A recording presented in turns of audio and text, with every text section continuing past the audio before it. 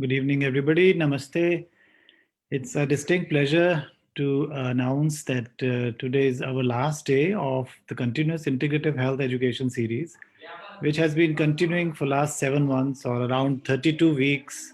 And today is incidentally the 225th day of continuous education, yoga sessions, Ayush systems, learning from different experts, students, alumni, and also we introduce the biology for non-biology. This particular series also ends today. We'll come up with another series later on behalf of integrative medicine case reports.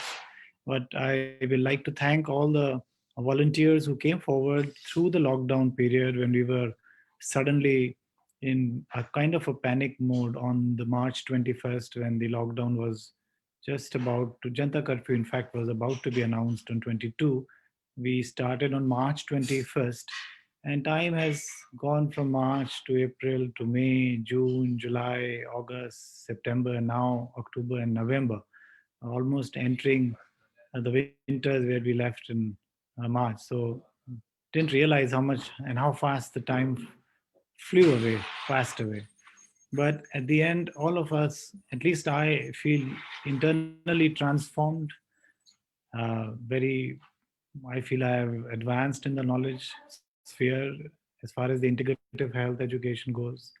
We've been able to foster new collaborations. We've been able to mentor new people. Lots of people have come to our network, and especially it was a very good to see these alumni who passed out of lab to come and join the biology for non-biology series to give back to uh, as a volunteer to the research lab to our country. And today is one of such alumni whom Dr. Parul will introduce to you.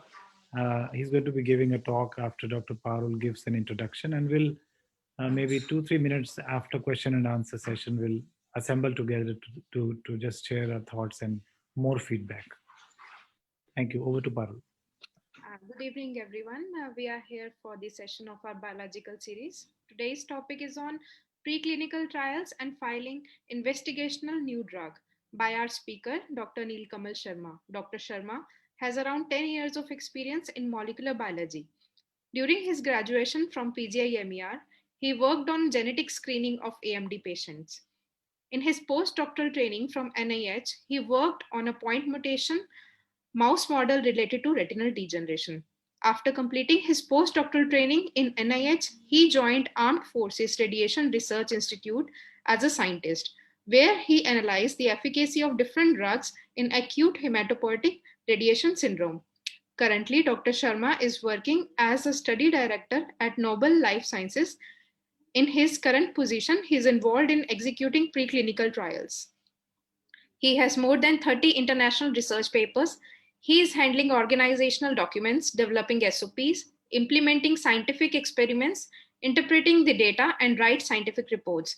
He has done NIH course in clinical and translational research. He is also experienced in supervising students and technicians. So with this introduction, I am pleased to begin our session and request Dr. Sharma to start your presentation. Thank you, Dr. Parul, for a nice introduction. So as Parul told that after graduation, I have done my postdoctoral fellowship from NIH, and then I moved to Armed Force Radiation Research Institute, and currently I am as a study director at Nobel Life Sciences, where I am executing the preclinical trials. So, and thank you very much for giving me opportunity to present on this platform for biology for non-biology people. And good evening to all who are joining from India, and good morning for all of those who are joining from North America. Okay, so I'm going to share my slides.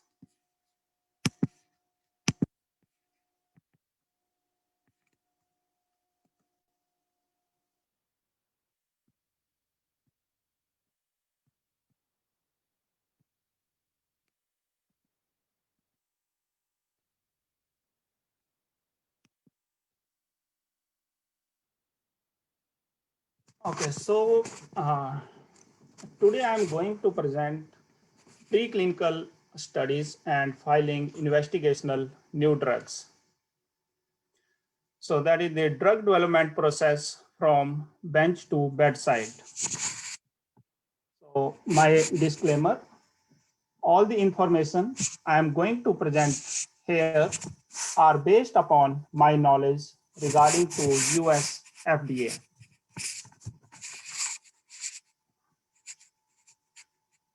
So let me give you the broad understanding of a drug, like from the screening of a compound and how it is approved by FDA. So this is a very common slides which is used by preclinical scientists and clinical scientists. So in this picture, I will discuss the process that how a drug got approved to use for general population. So let me take you through the journey of a life. So and this whole development process, it is divided into 4 different stages. So stage 1, that is the drug discovery. Stage 2, that is preclinical trials, and then it's clinical trials, and at the end it enter into FDA review. So if we start with 10,000 compounds, that this stage it happens in the laboratory, and most of the work is computational, cell culture, and laboratory based assays. So if we start with 10,000 compounds, then from them only 250 compound which you find are promising for any disease, so they enter into stage 2, preclinical trials. So in my next slides, I will be more discussing the different steps of preclinical trials. And if any compound here, so any promises regarding its efficacy and toxicity, then those compounds, they enter into IND submission. So IND submission is the investigational new drug submission. And this whole process from here, screening of the compound up to IND submission, it takes 5 to 7 years. So here in IND submission, sponsor and the FDA persons, they have a meeting. So then they decide if the compound, it met the unmet need for any particular disease. So if everything is fine, then the FDA allow that compound for clinical trial. So that is the stage 3 trial for the compound. And stage 3 trial is again of 3 different types. That is phase 1, phase 2, and phase 3. But only around 5 compounds, they reach from 250 compounds. So there is lot of filtration based upon the efficacy and toxicity of the compounds and how effective they are. So here we have only 5 compounds, and sometime we have phase 0 also, so which is before phase 1. So phase 0 is to analyze that how a drug is processed in the body and how it affects the body. And that trial is only on very few people, that maybe like around 10 volunteers or 10 patients. If its efficacy is good and drug is not toxic, then it moved to phase 1 clinical trial. In phase 1 clinical trial, there are more volunteers and patients, so around 20 to 100 volunteers. So phase 1 trial aim to find the best dose of a new drug with few side effects. And here they test the lowest dose. So if there is no side effect, then it moved to phase 2, where we have more volunteers, around 100 to 500 or patients. So in phase 2, it can be like multicentric. So phase 2 trial further assess safety as well as if a drug work good it has good efficacy, and they use different doses of the drug and decide which dose need to give in phase 3. So phase 3 is multicentric and it is on heterogeneous population, and it include around 1,000 to 5,000 volunteers. So phase 3 trial compare a new drug to the standard of care drug. So these trials assess the side effects of each drug and which drug works better. So here is the survival of the fittest. From 5 compound, only 1 compound then reach into NDA submission. So NDA submission here, it is the new drug application. So once FDA approved the drug, then that drug is out for post-market surveillance, and they observe the drug for few years. And after that, after FDA approved the drug, then it is available for the general population.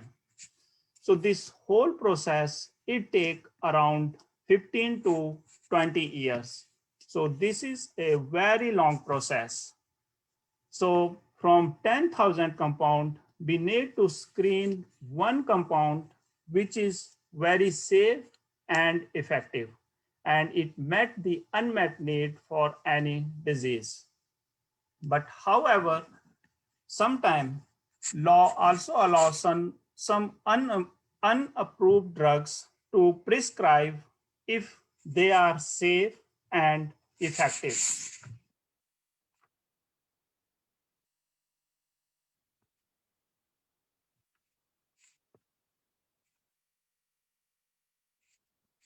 So let me now discuss regarding the preclinical trials. So what are they and why we conduct the preclinical trial? So deciding whether a drug is ready for preclinical trial, that is so-called move from bench to bedside, involve extensive preclinical studies that yield preliminary efficacy, toxicity, and pharmacology, which we need that the need be required for starting the first human trials. So these are all the laboratory tests which are done on animals to see whether the treatment really works or is it safe for using on humans.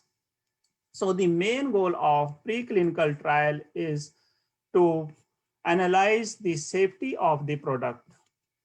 So these products may include any drug, gene therapy solutions, or medical devices. So here is some history regarding the preclinical trial, that is the initiation of US FDA regulation on safety. So it was documented in 1962 when FDA and Cosmetic Act paved the way for the modern drug approval process. So that is specifically the requirement was that before clinical testing could proceed, drug sponsor had to submit data regarding preclinical trials. So what is the importance of preclinical trials? So why we do not directly give the or use these compound on humans? As preclinical research is one of the stages of development of new drug. So they are carried out in order to minimize adverse effect when using the drug by people. So preclinical trial, it eliminates lot of compounds which are toxic and unsafe. And we also need to propose the starting dose for humans. So there are several steps involved with dosing a preclinical, doing a preclinical trials. So here are from bottom to upside. So these are like 5 different steps which are need from the development of a compound and up to the filing of IND applications. So once sponsor have the compound or new drug, then it go to the preclinical trials. But before going to preclinical trials, it need to go through ethical committee. And in ethical committee, it contain people from different backgrounds, like scientists, statistician, veterinary people, people from animal welfare, and from different disciplinary background to see if the compound is ethically right and the study which we are going to conduct as a preclinical studies are ethically right. So then if once ethical committee it approve the study and compound, then we need to develop a bioassay to screen the drug. And by screening, we need to check its efficacy, toxicity, pharmacology, if the drug is effective or not. And once the sponsor have all this detail, then sponsor is ready for IND application. That is the investigational new drug application, a step before human trials. So it looks like the target is very easy. We can just find the target and screen the compound, but it's not always that easy. So like many diseases, Parkinson disease, age-related macular degeneration disease. So these are multifactorial disease and not like only one gene is involved in these kind of diseases. So sometimes there are multiple genes which are involved and sometimes other environmental factors also involved in this disease. And sometimes it's difficult to find it is the cause or consequence. So finding the right target is not that easy.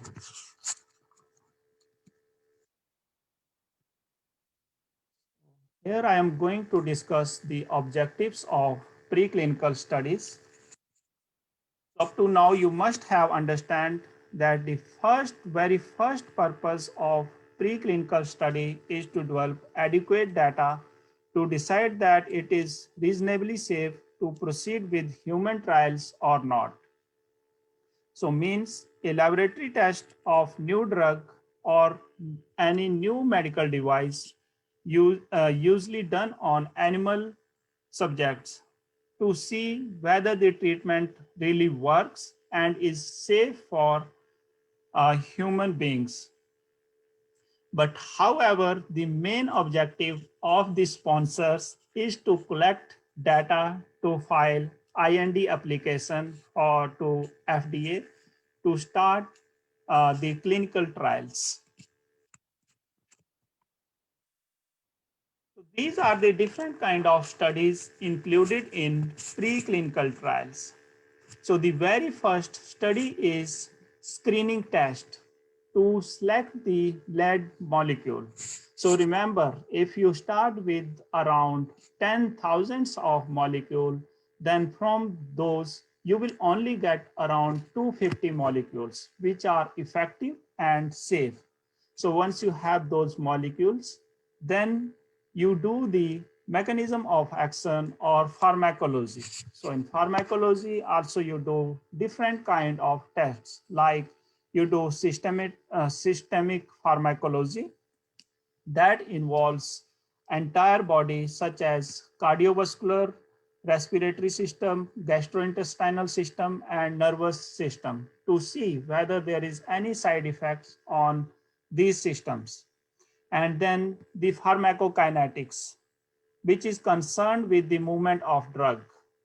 So, and the main process of pharmacokinetics, it involved absorption, distribution, and its two routes of drug elimination, that is the metabolism and excretion.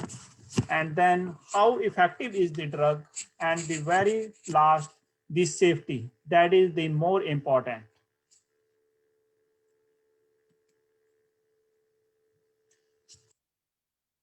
So now I will be going to discuss regarding the IND process, investigational new drug. So as I discussed in my first slide, we start with 10,000 compound. After that, we get 250 compounds. And from 250 compounds, there are only 5 compounds. So which goes for the IND process, investigational new drug process. And so, and what in next slides, I will be discussing like what is IND and what are GXP criteria and what are the FDA expectation from the sponsor. And for IND, we need all these preclinical study in GLP format. So GLP format, GLP is a good lab practices. So GLP is a set of principles intended to assure the quality and integrity of non-clinical laboratory studies. And then GXP. So GXP is a set of principle intended, so GXP is journal abbreviation for good practice and quality guidelines. So which include like GLP, that is good laboratory practice, GMP, good manufacturing practice, and GCP, that is the good clinical practices. And then we find the FDA expectation from the sponsor.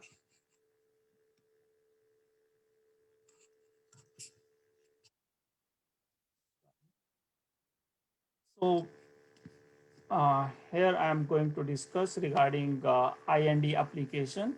So that what is the primary goal of IND? So that is the to getting the approval from FDA for clinical trials. So in IND application, sponsor present data to justify that the compound exhibits pharmacological activity to meet an unmet need and to justify exposing humans to reasonable risks when used in limited early stage clinical studies. So IND is to support the product being reasonably safe for initial use in human beings.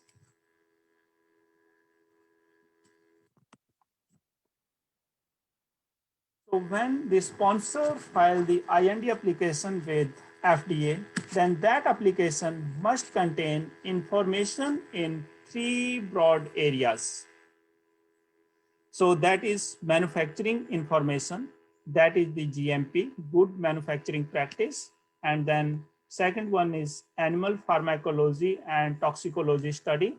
That should be a GLP studies, that is good laboratory practices. And the final is clinical protocols and investigator information, and that should be good clinical practices. So in manufacturing information, FDA need information from the sponsor pertaining to the composition, manufacture, stability, and control used for the manufacturing of the drug. So these all information is accessed to ensure that the company can adequately produce and supply consistent batches of the drug. And second is animal pharmacology and toxicology study. So here FDA needs preclinical data to permit an assessment as to whether the product is reasonably safe for initial testing in human or not. And then finally, they need the data regarding clinical protocols and investigators which are involved in the clinical trials. So they need detailed protocol for proposed clinical studies to assess whether the initial phase trials will expose subjects to unnecessary risks or the compound is fine. and they need the background from all the investigator and personals which are involved in the clinical studies to see whether those people are able to execute the trials and are well educated to perform the study. So here is the GXP criteria. So as I already discussed, told you regarding GXP, that is a journal abbreviation for the good practice, quality guidelines, and regulations. So it involves GMP, good manufacturing practice, GLP, good laboratory practice, and GCP, that is the good clinical practice. So GXP is a collection of quality guidelines and regulations created to ensure that pharmaceutical product is safe to use in human subjects. So we can conclude that from this slide, the safety and toxicity is the main concern of the FDA regarding new compound. So what these IND enabling studies needed? So during the meeting of sponsor and FDA personnel during the filing of investigational new drug, they decide what studies are needed to conduct depending upon the product and its indication, and who will be the patients, and if the compound is covering the unmet need or not. And they also decide the dosing. So that is also the main factor which we get from the preclinical studies, how much dose we need to inject in human patients. And that may be acute or chronic. And where we need to deliver the drug. So it can be systemic or local. So the sponsor need to demonstrate the safety for first in human studies. So let's conclude the all these slides. So as now we all know that this is a very lengthy process from discovery of the drug target up to the FDA approval. And this whole process, it take around 15 to 20 years. But it is highly collaborative process which involves people from different background like biology, pharmacology, genetics, toxicology, regulations, and different disciplinary persons. So as it take like long time, there are different challenges in development of a drug, but yet this is how we discover drugs which help heal patients, provide comfort, reduce pain, and improve the quality of life in patients. Thank you very much. So if you have any questions, please feel free to ask. And other people who cannot ask directly now online. So I have my email in the front slide, so they can email me also. Thank you. Now over to Dr. Parul. Thank you, Dr. Sharma, for such a nice and informative presentation. So, we'll take some questions from the lab mates. So, is there any question from anyone?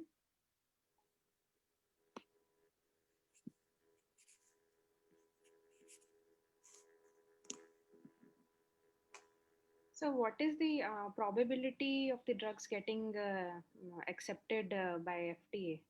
Because there are so many drugs. How many percentage of the drugs are getting through this procedure? Yeah, so as I told that if we start like around 10,000 compounds, so then only we reach around 250 compounds which are safe and effective. And from 250 compounds, even in the preclinical trial, we eliminate lot of them which are toxic and do not met the unmet need for any particular disease. So from 250 compound, only 5 compounds, they will enter into the preclinical trials for maybe like around 50 compounds, they will go for investigational new drug application. But after that, only 5 compound will be selected for clinical trials. And from in those 5 compounds, again, there is a lot of competition. So at the end, FDA will select only one compound, which is more safe and more effective among all. Thank you, sir. So, any question from anyone, Pooja? Uh, Good evening, sir. Sir, I want to ask how we can design clinical trial in pregnancies and other special cases, like because it's pregnancy is a critical stage and to try any drug in this is can be risky for both women and child. So, how drugs for pregnancy are approved? Uh, Sorry, actually your voice was disconnecting, but what I understand that you want to ask like how we can design clinical trials in pregnancy. All right. Yeah. So actually it all depend upon the compound. And so after sponsor have any compound for any disease, so it can be for pregnancy or other diseases. So then they have a meeting with FDA. So that is the Food Drug Administration. So I have knowledge regarding the US FDA. So what I am discussing. So they have meeting for IND, investigational new drug. At that time, they decide. So who will be the patient? So it all depend upon the compound. So how it is behaving and what results you are getting from that compound. So there they decide all the steps for clinical trials.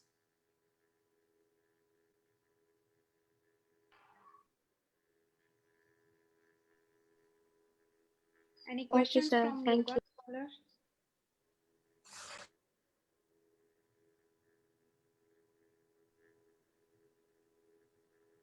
Kamal, what is the general impression? First of all, thank you for the nice, elaborate slide presentation. Very simple as well as educational for most of the people who are from the various disciplines. You told of various steps from preclinical to ethical clearances. You also repeatedly emphasized the quality assurance, which is seems like an important consideration by the US FDA. So, what is the general feeling in the corporate world or the people who or the pharma industries? Is the rate of clinical trial success going down in general, or it's just the same in general for all diseases taken together? Sir, I think like before it was less, but recently the FDA I think got more active, and so before it was like a long time to approve a drug from starting up to the FDA approval. But recently I think it is reduced between like 10 to 15 years. And they are like very much concerned regarding the quality and you were telling about the good lab practices. So whenever like we are going to submit any application or for IND, so we need to conduct that study in GLP format. And I think nowadays the other studies also which are non-GLP, but still we conduct them according to the GLP format. So now it's a major concern about the safety of a compound, and we need all the details and everything what is going behind the screen. Thank you. Any question from anyone from yoga scholars? Okay, thank you, Dr. Sharma, for describing the journey of a drug and the importance and objective of conducting preclinical trial before the clinical trials. It was such a nice presentation and very informative. Thank you very much. Yeah, and let me, Parul, if this is the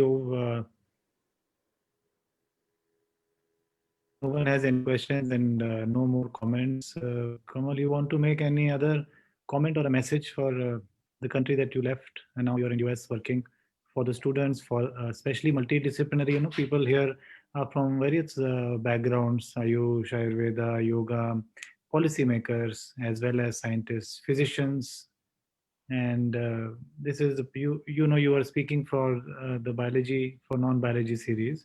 So in that context, do you want to say something? First of all, I want to say thank you for you for me here today to present biology for non-biology people. So I think like in India, the most of the people which are like in different disciplines. So once they start like any one discipline, they just want to stay in that direction. But I think nowadays, as you started this online presentation, so it's very good platform for different peoples to come together and share their thoughts. And like here also means in India, if you are in one discipline, you stay whole life in that discipline, and like if you start one job, you always stay in that particular job. But I think here these kinds of meetings are like more obvious, and people generally they may meet like very frequently. They get ideas from different background people, and so that like my background was before with the genetics and animal models, but after which I got all those that educations with Dr. Akshay at PGI MER. But I also learned many things because we had a lot of meetings there every week, and where we were getting people from pharmacology, people from genetics, people from different background. And in my mind, always there was like question, my background is in genetics, so can I switch my uh, discipline to the another job, like currently I am doing as a preclinical research. So that many things I learned here. And also they like this platform was very useful for not even for non-biology people, but for biology people who already have a background with science. So I also learned many things by attending these talks. So I suggest that you should continue this further also. As I heard that today you are going to stop it here, but I think if you continue, it will benefit a lot of people. Thank you, Kamal, and thank you for those kind words. And uh, we, on a very solemn note, even though we want to continue, but there is a time element, resources involved, and today we are completing 225 days, which is a lot of time. We all enjoyed it. There was a lot of time which was given by the volunteers. The team worked really well throughout the clock, and they utilized the lockdown. We will come back with a new objective, a new series. And thank you for flagging the issue of multidisciplinarity, which we always find in all the preclinical to clinical trials, that you showed that the preclinical trials require the information knowledge of biology, pharmacology, you said genetics, you said regulation, you also said cell culture. So all animal model, all the expertise converge are important for taking the discovery from the bench to the clinic or the society. You're right there. This particular platform provided us just that, and a lot of people gave us very, very good feedback that they, even being in biology, learned more about biology. Even though they were in Ayurveda, they learned more about Ayurveda. Those that were in Siddha or in yoga learned more about yoga. Our idea was to bring the different knowledge levels together. In your case, we didn't have a moderator, but for the biology series, we had knowledge level of the postdoctoral fellow or being moderated by a senior person who had a different perspective, different application altogether. So that exchange of knowledge further helped us to transfer the knowledge actively and successfully. So this particular platform was in itself very, very interdisciplinary, and our effort was to bring in the different disciplines so that new perspectives could be developed. And I think the important message as closing remarks before we finally close down for this series at least is that the in cross pollination of ideas and the quality aspect are the hallmark of discovery, invention, and the knowledge advancement. So as you showed, the GCP, GMP, and GLP is always an important consideration for FDA to approve a drug. And you also said that it takes 15 to 20 years to get a drug approved, and it starts from 2500 and you land up only 4 or 5 drugs. And even with those drugs, 4 or 5 drugs for various diseases, they are continuously failing, at least for the neurodegenerative disorders. I stand corrected if you want to add to that. But my general impression is that most of these drugs are failing, presumably because most of the non communicable disorders or the lifestyle disorders are coming up, and the aging is also exposing one to more and more diseases not witnessed before. So, if we need to bring in the lifestyle modification schemes, such as the other pathies, the other systems, all of which want to give back to the patient, the idea is not to hijack something or to dominate something, but to contribute to the human society and particularly the patients. So, they are doing it in their own way. But I think we need to bring in the rigor of quality, as you mentioned, the rigor of time span it takes. So, we have to be patient. For example, if we are taking an Ayurvedic drug which has been proven to be preclinically very nicely proven, we must take it to the next level. You said safety, then you said toxicity, and then you brought it to the phase one, I think, clinical trial where 10 or 15 patients you showed Yeah, have there is, to undergo first this kind of. for that to just check it's toxic or not. So they give a very low dose there. Correct. And therefore, this particular talk, even though it's the last for this series, and as I think all of on behalf of the scholars with such a huge audience, we are going to restart with another objective. But for this series, since it was last, it was also very relevant because you flagged the importance of quality. You told us how a drug is has a lifespan of preclinical again 15 to 20 years. So this is a message to the yoga scholars, PGIMER community comprising of policymakers, healthcare workers, physicians, students, Ayush practitioners, that we need to develop the same yoga protocols or Ayush protocols and take them from preclinical cell culture to mice, to rabbits, to monkeys, and to the humans. And humans also phase one, phase two, phase three, applying the quality assurance tools. And therefore, this talk becomes even more, like a standing reminder right at the end that this is how we need to move. This is how we need to bring in the safety for the patients out there, or whether it is for disease or just for health and wellness.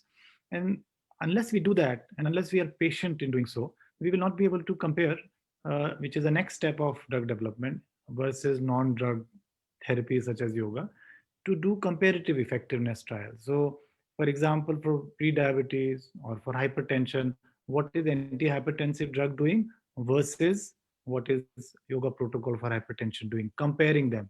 And this will not be possible unless we co-locate the professors of Ayurveda and previous professors of integrative medicine or professors of Ayurveda within the medical institutes or hospitals where thousands and hundreds of thousands of patients walk in. Unless they are put in different arms, as we call it, we will not be able to generate the comparative data. Therefore, we brought in this series quality assurance people who talked about quality. We brought in people for pharmacology. Vikash Mehdi was here speaking, like you said, how regulatory tools are applied. We had people from the yoga, the top yoga masters came here, from the His Holiness Dalai Lama to Shri Shri to Swami Ramdev and Nansaji, and of course Dr. H.R. Nagendra, whom we call Guruji, talk about science of yoga, the practices of yoga. We had Dr. Ananda just speaking, coming a few days back. Then we had philosophers who talked about the theories of yoga, how it came from Patanjali Sutras, Garen Samhita. And we had the team of our people, other PhD students demonstrating, different protocols, published protocols. They had series for arthritis, we had series for diabetes, inspired by published research protocols of yoga, demonstrating 3 times in a week. We also showed a 5-minute Ayush yoga protocol. People who are busy, physicians, students, especially in their lab or in their clinics, don't have time to do yoga. 5-minute Ayush yoga protocol. They can just stretch on their seats and combine almost lots of asanas and pranayama aspects into one nutshell, which the Ministry of Ayush has given. Then we had Secretary of Ayush coming, talking about the policies and the comparative effectiveness that I mentioned. Then also we had Dr. Bhushan Patwardhan coming from, who is the Vice Chairman of UGC, who is also the Chairman of the Interdisciplinary Task Force to bring in the integrative medicine in the whole country. And 3-4 policy decisions, I think, came, I feel, and we feel, uh, partly inspired by our program. One, the comparative effectiveness program, the Dr. Bhushan and Dr. Kotecha, the Secretary of Ayush, when they came, the governor office got involved, PGI's administration got involved, and then they are about to start HCQ versus Ashwagandha trial, for example. Then we had a yoga project approved for our own research lab for the COVID positive patient, convalescent patient, as well as recovered patient. It is ongoing now. And similarly, the national education policy came up with a element of integrative health education, which means that should we have a combined MBBS program with shared knowledge between Ayush undergraduate students and the yoga and the MBBS students, that can help. And today, the Honorable Prime Minister was announcing in one of the campaigns that Bihar is going to be starting. They have promised to start a regional medical college, which in the regional language. If you may remember, we had written articles about that. So those things are happening, and they're continuing to going to help the patients to converse to physicians in the local language, so the people do not have to come to English to learn medicine or to learn engineering in English. They can their local language in Telugu. If you have one medical college, they can just learn they can learn medicine in Telugu. Or in this case Bihar, they just have to, even if they are from villages, they can start learning in the medicine in Hindi itself. So a lot of national education policies, the thrust is on integrative health, curricular development. So all these things we were able to bring in, and we also had people from Siddha speaking. We also had a program with the Honorable Minister Jitendra Singh ji, who mentioned how important it is when the different pathies come together, they keep a check on each other. So there's a kind of an informal audit. So you cannot do anything wrong, the other will check. And you cannot send patient out, sort of a referral system. The others might check.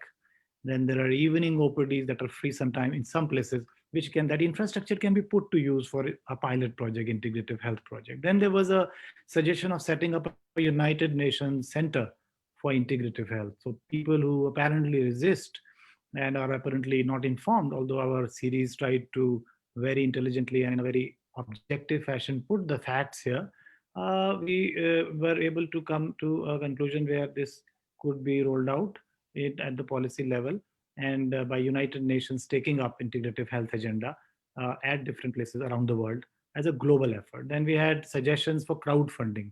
People could come and fund the multi-centric projects, if not by governments or corporates or sponsors, but by crowd or the people putting 1 rupee each to fund a multi-center. Those thoughts are there at the thought level, but these were suggestions which which came out. And lots of people from across the world, from Harvard to All India Institute of Medical Sciences, Sri Chitra Institute at Trivandrum, PGI Chandigarh, and SVASA Bangalore, and of course Kaivalya Dham, most of the yoga schools in India and outside India, including, as I mentioned, the Mind Body series run by His Holiness Dalai Lama, came together. They said that our healthcare system needs to become more empathetic, more analytical, more accommodative, and more public health oriented, patient centric, evidence based, and the correct evidence and the quality based evidence. This is only possible if we can run, if we can use the series now that we have 550 videos on this platform which are freely accessible. Now, I was today talking to the SOCHM, Chambers of Commerce, where we had a discussion on the importance of integrative health for thyroid, but it was a closed system. But we did it free of cost for on behalf of this journal, Integrative Medicine Case Reports, voluntarily, and all the videos are freely available. All the sessions, all these talks, these are gems of knowledge available with 250 and more speakers. And I think I'm told that about 1.5 million plus, but I was looking at the statistics. I think the collaborative and the organic views have surpassed 3 million, not 3, yeah, I think about 30 lakhs, yeah, 3 million or so. So cumulative views in last 225 days. That means so many people have got enthused, made aware, and probably educated. And I think this should be a process which will help us to serve the patients well, and also to help patients to become patients, prevent pre-patients to become patients. So in this way, I think I will just close with advise or request that you stay connected. Our subscribers, please stay there. We will come up with another good programs as we get free, and because the Dr. Ashutosh Sharma, the Secretary of DST, has come up with a scheme on behalf of Government of India of emphasizing the importance of scientific social responsibility. In fact, today only he was telling about, there was a talk today in a dialogue. It's on the Facebook, and if you go to my Facebook, you can find him as one of the likes that I've done, talks about the importance of interdisciplinarity. And he mentioned that unless we have a knack for arts and humanities and philosophy, we will not be able to imagine the tomorrow of science application. This is how he articulated his thoughts very beautifully. And he said he wanted to become a philosopher first, and arts, and then an engineer. Of course, he got to IIT, and then he went for a PhD outside India. And then he wanted to become a professor in IIT because he wanted to teach, educate, make people aware. And he brings in the different disciplines and a fittest way a secretary is expected to be. You must look at those talks. In fact, series of talk Dr. Ashutosh Sharma, the DST secretary, is doing one after the other. And I really feel that I hope that he once comes to join the Prime Minister's Scientific Advisory Council soon, because he deserves to be in that place to guide India's science to a new high. And finally, I hope you've all also had a look at two comments today. Science covered the pitfalls of sponsored clinical research. I don't know if Dr. Kamal has looked at that.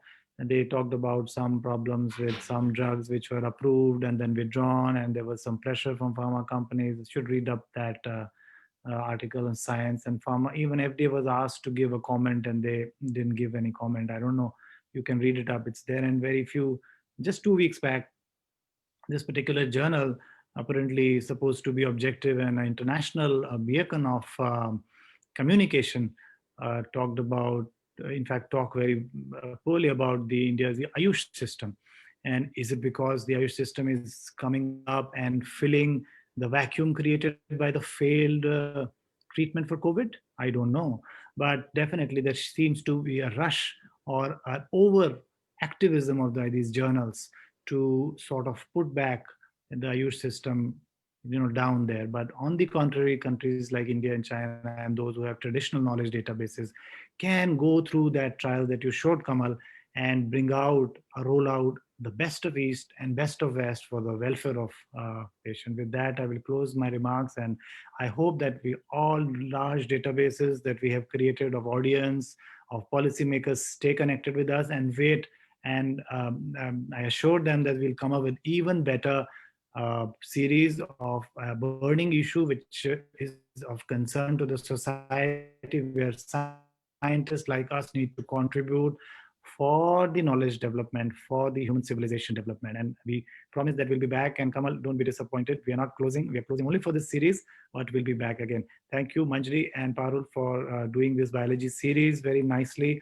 And thank you all the volunteers, especially the yoga scholars. I will not name all of them. And also whoever helped in at the times that we needed. And the beautiful thing is that everybody did it in a very unassuming fashion, giving their time for knowledge dissemination, for advancement of human civilization, and they did it without expecting anything. So with that, I close, and I thank you all for your support given to me to lead this program. Over to Parul.